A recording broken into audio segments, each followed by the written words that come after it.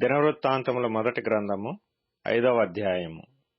ఇశ్రాయేలునకు తొలిచూలి కుమారుడైన రూబేను కుమారుల వివరము. ఇతడు జ్యేష్ఠుడై ఉండెను గాని తన తండ్రి పరుపును తాను అంటుపరిచినందున అతని జన్మ స్వాతంత్ర్యము ఇశ్రాయేలు కుమారుడైన యోసేపు కుమారులకు ఇయ్యబడెను. అయితే వంశావళిలో యోసేపు జ్యేష్ఠుడిగా దాఖలు చేయబడలేదు. యూదా తన సహోదరుల కంటే హెచ్చినవాడాయెను. అతని నుండి ప్రముఖుడు బయలు వెడలెను. అయినను జన్మ స్వాతంత్ర్యము యోసేపుదాయెను. ఇశ్రాయేలునకు జ్యేష్ఠుడిగా పుట్టిన రూబేను కుమారులెవరనగా హనోకు, పల్లు, హెస్రోను, కర్మి. యావేలు కుమారులలో ఒకడు షెమయా.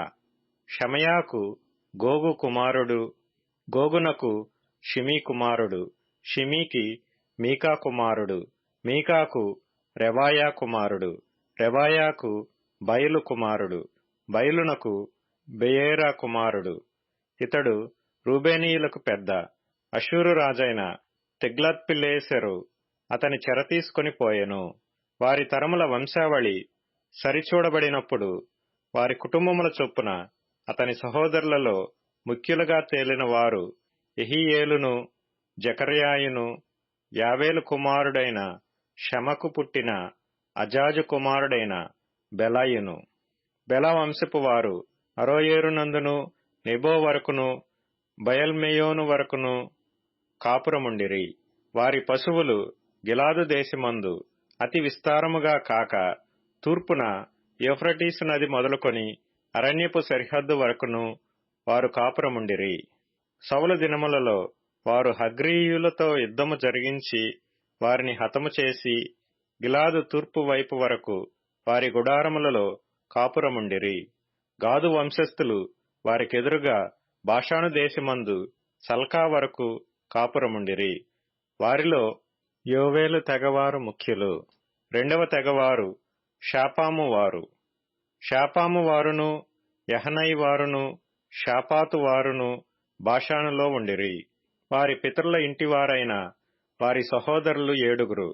మిఖాయేలు, మెషుల్లాము, షాబయూరై, యకాను, జీయా, ఏబెరు. వీరు హూరీ అను వానికి పుట్టిన అబీహాయిలు కుమారులు. ఈ హూరీ యెరోయకు, యారోయ గిలాదునకు, గిలాదు మిఖాయేలునకు, మిఖాయేలు యషీషైకి, యషీషై యహదోకు, యహదో బూజునకు పుట్టిరి. గూనీ కుమారుడైన అబ్దీయేలునకు పుట్టిన అహీ వారి పితరుల ఇండ్లవారికి పెద్ద. వారు బాషానులోనున్న గిలాదునందును దాని గ్రామముల యందును, షారోనునకు చేరికైన ఉపగ్రామముల యందును దాని ప్రాంతముల వరకు కాపురముండిరి. వీరందరూ యూదారాజైన యోతాము దినములలోను, ఇశ్రాయేలు రాజైన యెరోబాము దినములలోను తమ వంశావళుల వరుసను లెక్కలో చేర్చబడిరి. రూబేనీయులలోను, గాదీయులలోను, మనష్షే అర్ధగోత్రము వారిలోను బల్లెమును, ఖడ్గమును ధరించుటకును, అంబువేయుటకును నేర్చిన వారు, యుద్ధమందు నేర్పరులై దండుకు పోతగిన వారు 44,760 మంది యుండిరి. వీరు హగ్రీయులతోనూ, యెతూరు వారితోనూ, నాపీషు వారితోనూ, నోదాబు వారితోనూ యుద్ధము చేసిరి. యుద్ధమందు వారు దేవునికి మొరపెట్టగా ఆయన మీద వారు నమ్మిక ఇంచినందున ఆయన వారి మొర్ర ఆలకించెను. గనుక వారిని జయించుటకు వారికి సహాయము కలిగెను.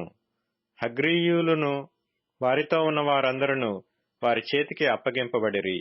వారు 50,000 ఒంటెలను, పశువులను, 2,50,000 గొర్రెలను, 2,000 గాడిదలను, 1,00,000 జనములను పట్టుకొనిరి.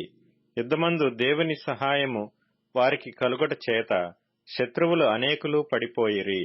తాము చెర తీసుకొని పోబడు వరకు రూబేనీయులను, గాదీయులను, మనష్షే అర్ధగోత్రము వారును వీరి స్థానముల యందు కాపురముండిరి. మనష్షే అర్ధగోత్రము వారును ఆ దేశమందు కాపురముండి వర్ధిల్లుచు బాషాను మొదలుకొని బయల్హెర్మోను వరకును, శెనీరు వరకును, హెర్మోను పర్వతము వరకును వ్యాపించిరి. వారి పితరుల ఇండ్లకు పెద్దలైన వారెవరనగా ఏఫెరు, ఇషి, ఎలీయేలు, అజ్రీయేలు, ఇర్మియా, హోదవ్య, యహదీయేలు వీరు కీర్తి పొందిన పరాక్రమశాలులై తమ పితరుల ఇండ్లకు పెద్దలైరి.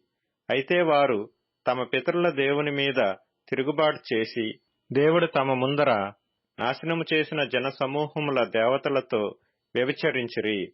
కాబట్టి ఇశ్రాయేలీల దేవుడు అష్షూరు రాజైన పూలు మనస్సును, అష్షూరు రాజైన తిగ్లత్పిలేసెరు మనస్సును రేపగా అతడు రూబేనీయులను, గాదీయులను, మనష్షే అర్ధగోత్రము వారిని చెరపట్టి నేటికినీ కనబడుచున్నట్లుగా హోలహునకును, హాబోరునకును, హారాకును, గోజాను నదీ ప్రాంతములకును వారిని కొనిపోయెను.